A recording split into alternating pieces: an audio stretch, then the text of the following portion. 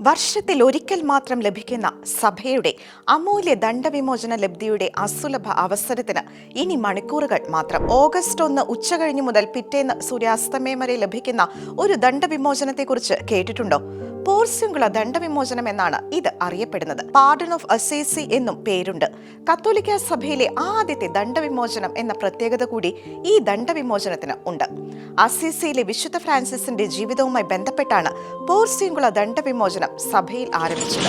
1216 August 1 പ്രാർത്ഥിച്ചുകൊണ്ടിരിക്കവേ പോർസ്യുങ്കുളയിൽ വെച്ച് Francis അസീസിക്ക് ഒരു ദർശനമുണ്ടായി. ഈശോ പരിശുദ്ധ അമ്മയ്ക്കും മാലാഖമാർക്കുമൊപ്പം അദ്ദേഹത്തിന് പ്രത്യക്ഷപ്പെട്ടു.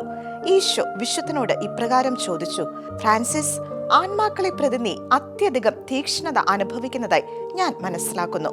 അവരുടെ രക്ഷയ്ക്ക് വേണ്ടി ഞാൻ എന്തു ചെയ്യണമെന്നാണ് നീ ആഗ്രഹിക്കുന്നത്? അപ്പോൾ നിലത്ത് താണു വീണ് ഫ്രാൻസിസ് ഇങ്ങനെ പ്രത്യുത്തരിച്ചു: കർത്താവേ, ഞാൻ ദുരിതം പിടിച്ച ഒരു പാപിയാണ്.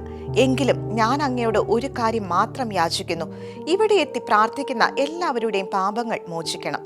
പരിശുദ്ധ അമ്മേ, മനുഷ്യർക്ക് വേണ്ടി മാധ്യസ്ഥ്യം യാചിക്കുന്നവളെ, അമ്മയുടെ മധ്യസ്ഥതയാൽ ഈ കൃപകൾക്ക് വേണ്ടി ഞാൻ യാചിക്കുന്നു. ഫ്രാൻസിസിന്റെ അപേക്ഷ താൻ സ്വീകരിക്കുന്നുവെന്ന് അറിയിച്ച ഈശോ പാപ്പയെ ചെന്ന് കണ്ട് ഈ കാര്യം അറിയിക്കണമെന്നും പാപ്പയിൽ നിന്ന് ദണ്ഡവിമോചനത്തിനുള്ള അനുമതി സ്വീകരിക്കണമെന്ന് ആവശ്യപ്പെടുകയും ചെയ്തു. ഹൊണോറിയസ് മൂന്നാമനായിരുന്നു അന്നത്തെ പാപ്പ.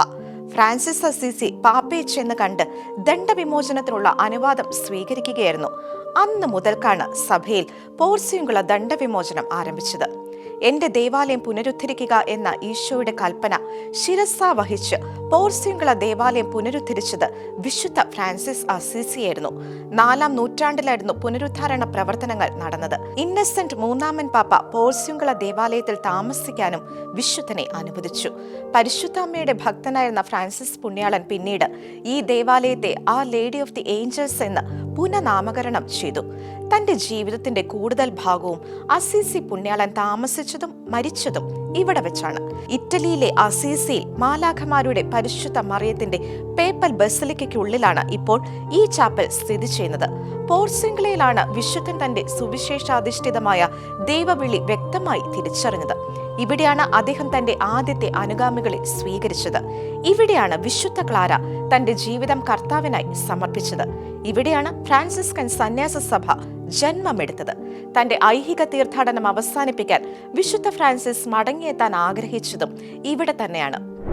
എങ്ങനെയാണ് പോർസ്യുങ്കുള ദണ്ഡവിമോചനം പ്രാപിക്കാൻ സാധിക്കുന്നത്? മാലാഖമാരുടെ രാജ്ഞിയോടുള്ള വണക്കത്തിനായി ഓഗസ്റ്റ് 1 ഉച്ചകഴിഞ്ഞു മുതൽ ഓഗസ്റ്റ് 2 രാത്രി വരെ സമയങ്ങളിൽ ഇടവക ദേവാലയമോ ഫ്രാൻസിസ്കൻ ചാപ്പലോ മറ്റ് അധികാരപ്പെട്ട ദേവാലയങ്ങളോ സന്ദർശിക്കുക. കുമ്പസാരിച്ച് പാപങ്ങളിൽ നിന്നകന്ന് പ്രസാദപരാവസ്ഥയിൽ പരിശുദ്ധ കുർബാന സ്വീകരിക്കുക. വിശ്വാസ പ്രമാണം ചൊല്ലുക. പരിശുദ്ധ പിതാവിന്റെ നിയോഗാർത്ഥം ഒരു സ്വർഗസ്ഥനായ പിതാവേയും നന്മ നിറഞ്ഞ മറിയവും ചൊല്ലുക എന്നിവയാണ് പോർസ്യുങ്കുള ദണ്ഡവിമോചനം പ്രാപിക്കുന്നതിനുള്ള നിർദ്ദേശങ്ങൾ. അപരാധ വിമുക്തമായ പാപങ്ങളുടെ കാലിക ശിക്ഷയിൽ നിന്ന് ദൈവ തിരുമുൻപാകെയുള്ള ഇളവ് ചെയ്യലാണ് ദണ്ഡവിമോചനം. നിർദ്ദിഷ്ടമായ ചില വ്യവസ്ഥകൾ പാലിച്ചുകൊണ്ട് തക്ക മനോഭാവമുള്ള ക്രിസ്തീയ വിശ്വാസി അത് നേടിയെടുക്കുന്നു. വീണ്ടെടുപ്പിന്റെ ശുശ്രൂഷക എന്ന നിലയിൽ ക്രിസ്തുവിന്റെയും വിശുദ്ധരുടെയും പരിഹാര കർമ്മങ്ങളുടെ നിക്ഷേപത്തെ അധികാരത്തോടെ വിതരണം ചെയ്യുകയും വിനിയോഗിക്കുകയും ചെയ്യുന്ന സഭയുടെ പ്രവൃത്തിയിലൂടെയാണ് വിശ്വാസി ദണ്ഡവിമോചനം പ്രാപിക്കുന്നത് എന്ന് കത്തോലിക്ക സഭയുടെ മതബോധന ഗ്രന്ഥം 1471 രേഖപ്പെടുത്തിയിരിക്കുന്നു.